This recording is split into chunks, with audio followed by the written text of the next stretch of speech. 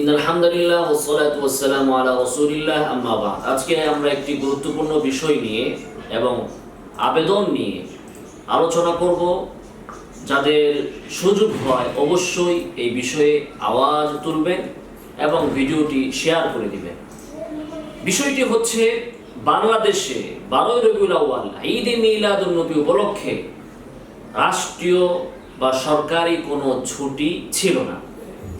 শেখ হাসিনার বিগত আমলে ইসলামিক ফাউন্ডেশনের বেদাতি মহাপরিচালক শামীম আফজাল যে মৃত্যুবরণ করেছে এবং বাইতুল মুকাররমের বেদাতি খতিব সালাউদ্দিন এবং শেখ হাসিনার জোট সঙ্গী বেদাতি রাজনৈতিক দল এবং নেতৃবর্গ শেখ হাসিনাকে বুঝিয়ে তার থেকে 12 রবিউল আউয়ালের ঈদে মিলাদুন নবী সাল্লাল্লাহু আলাইহি ওয়াসাল্লামের ছুটি মঞ্জুর করিয়ে নেয় এবং এই দিনটিকে রাষ্ট্রীয়ভাবে পালন করা হচ্ছে। অর্থাৎ এই দিনে আপনি দেখবেন বাইতুল মুকাররম মসজিদ সহ রাষ্ট্রীয় স্থাপনাগুলো আলোকসজ্জা করে সেগুলোকে সাজানো হচ্ছে, যেখানে বাংলাদেশের অসংখ্য মানুষ এখনো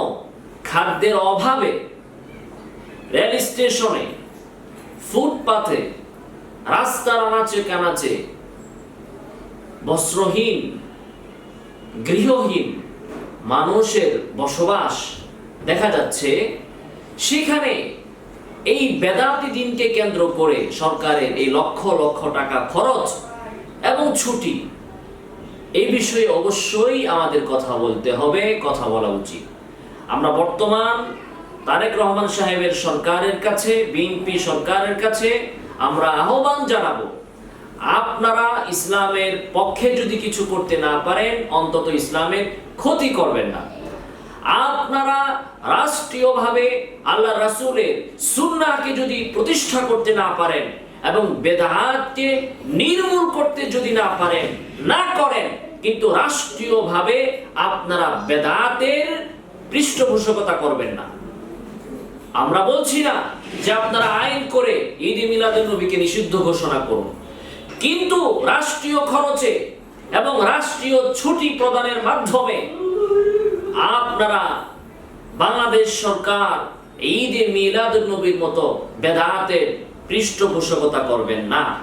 এটা সরকারের কাছে আমরা উদাত্ত আহ্বান জানাতে চাই।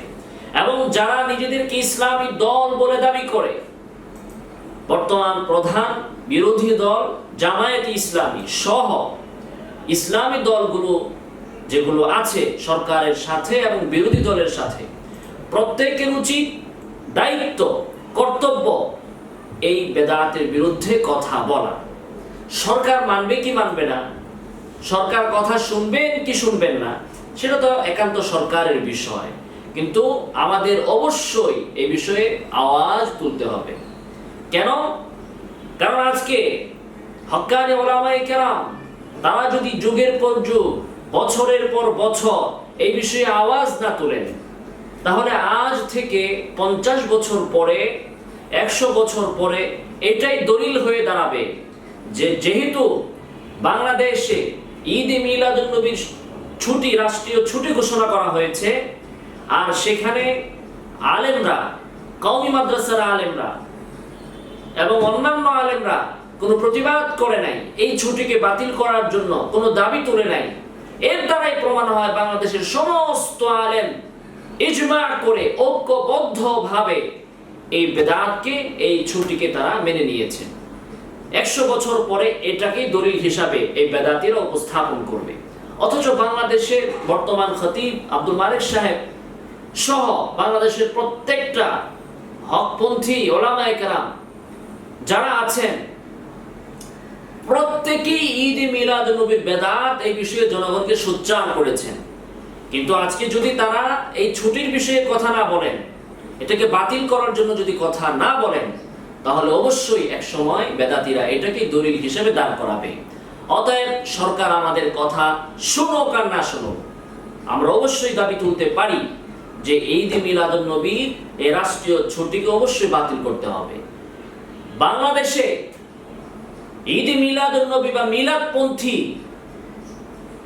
মুসলমান কয়জন আছে? হাতে গোনা, 1%ও হবে না। কিছুদিন আগে, কারণ সামনে রবিউল আউয়াল মাস আসছে, এর আগে দেখা যাবে বেদাতীরা একটু এর জন্য প্রস্তুতি গ্রহণ করবে, সেজন্য তারা সোহরাওয়ার্দী উদ্যানে একটি সমাবেশ করেছে।